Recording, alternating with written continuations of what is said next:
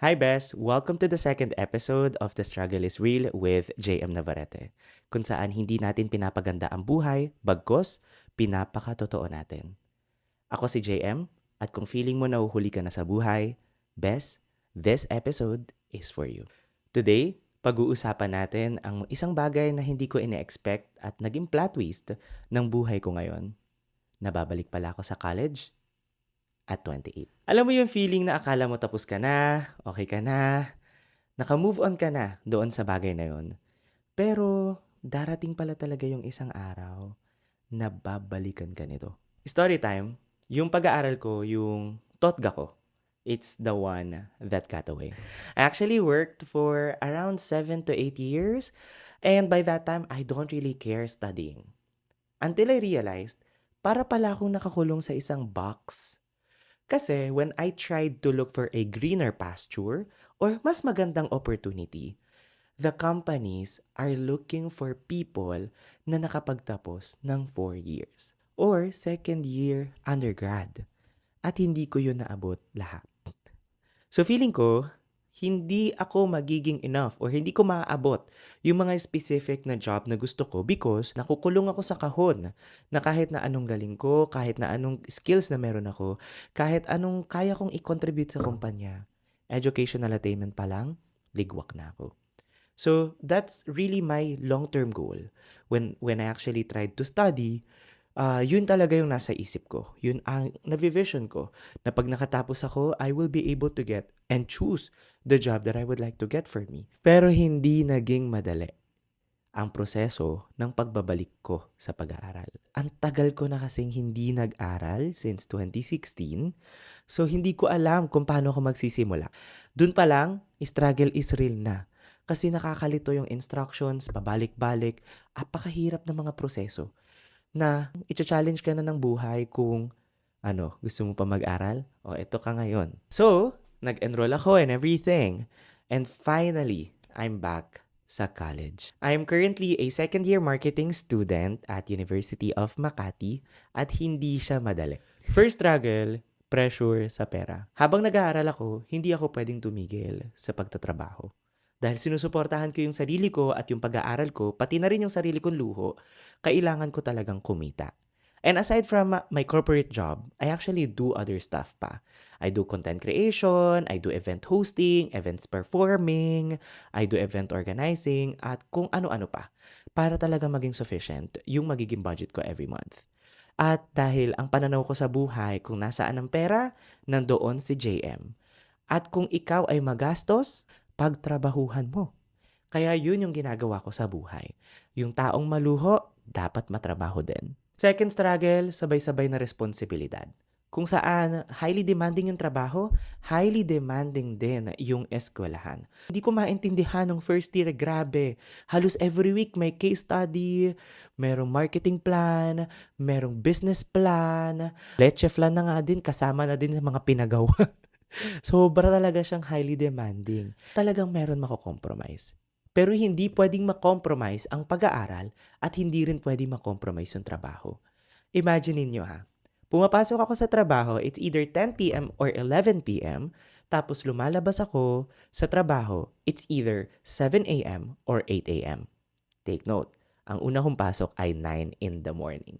Ano ang nako-compromise? Wala. Kasi yung tulog, wala naman siya sa vocabulary ko. Ang dami nagtatanong sa akin, natutulog ka pa ba? Ano yon? Ano nga ulit yon? Ano yung tulog ulit? Third struggle, overthinking o yung mental state mo. Dahil nga siguro kulang-kulang yung tulog, kulang-kulang yung pahinga, nagkakaroon din talaga ako ng mga pagkakataon na nawawalan ako ng motivation in life. Napapagod din talaga ako mentally and physically. At napapaisip na rin ako, tama pa ba itong ginagawa ko? Okay pa ba to? May mga araw na dumadating, paggising ko, ayoko nang mag-aral. Nakakapagod to. Fourth struggle is yung pagkukumpara. Comparison. Kasi syempre, yung mga kasabayan mo, meron ng mga professional dyan. Meron ng mga doctors, meron na rin mga attorney, may mga graduate na of medical school, may mga teacher na. Kumbaga sa madaling salita, you can see them as successful in life already. at nakukumpara mo yung sarili mo. Grabe, nahuhuli na yata ako sa buhay. Yung iba, kumpleto na yung pamilya, buo na yung pamilya, okay na sila.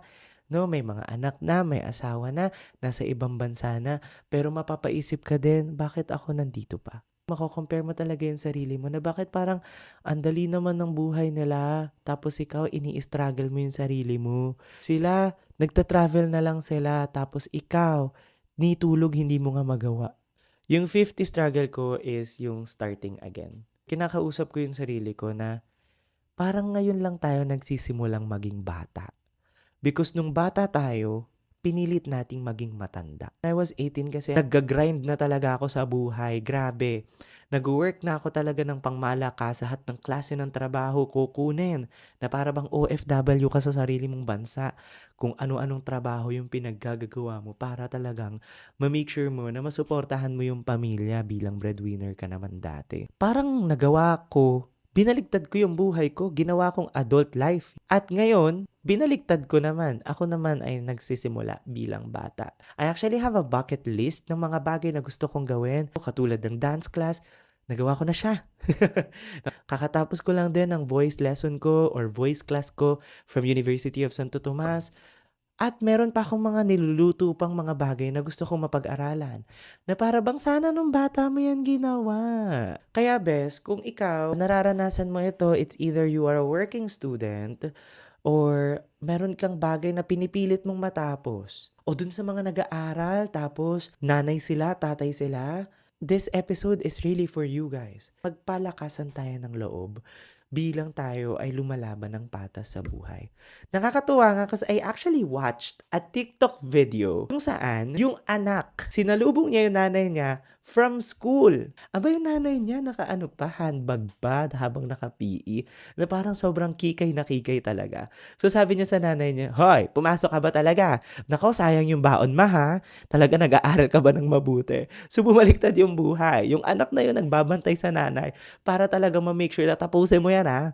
Hindi ka pwedeng hindi papasok sa school. So nakakatuwa na at this generation, those people na hindi nakapagtapos ng pag-aaral, meron na silang lakas ng loob. I don't care kung 40 years old na ako. I don't care kung 50 years old na ako. I want to fulfill my study because that's my totga. Marami akong mga nakausap. Actually, in University of Makati, our university is very supportive to us. Those people na hindi nakapagtapos ng pag-aaral. Ganun sana yung maisip natin. Dun sa mga nag-aaral na mga mas batang estudyante, palakasin natin yung loob ng ating mga nanay, tatay, ate at kuya na nakakasabay natin. Kaya bes, kung ikaw yung nasa ganitong sitwasyon, may mga bagay tayo na dapat tandaan. We need to know our own timeline. Hindi ibig sabihin na ngayon ka lang nakapag-aral ay nahuhuli ka na. Kasi iba-iba tayo ng timeline. May mga tao na katulad natin na ngayon lang talaga nagkaroon ng pagkakataon na makabalik sa pag-aaral. May mga tao nga na nakapagtapos na ng pag-aaral pero hindi pa rin sila satisfied sa naabot nila. That's why they go back to study again. So, nasa tamang pacing lamang tayo ng sarili nating buhay. Kaya, we don't have to compare our life to others. Second tip, para talagang ma-make sure mo na whatever struggles you will encounter if you decide to go back to study, you need to know your why. Bakit? Ano ba talaga yung short-term at long-term goal mo sa pagbabalik mo sa pag-aaral? When you know your why, lagi mong kakapitan yung bagay na yon. When you go back to study, you use your experience. Hindi ito back to zero. Gamitin mo lahat ng mga pinagdaanan mo dati para lahat ng posibleng struggles na ma-encounter mo when you go back to study para lagi mong matatandaan na okay lang yan, naranasan ko na yan dati. O kaya yung problema na naranasan mo or nararanasan mo, kamukha lang din yan ang naranasan mo dati. Nag-iba lang ng itsura, ng forma. Of course, you need to stay open. Kahit mas bata yung mga kaklase mo, yung mga makakasama mo, kahit bata sila, matututo ka pa rin sa kanila.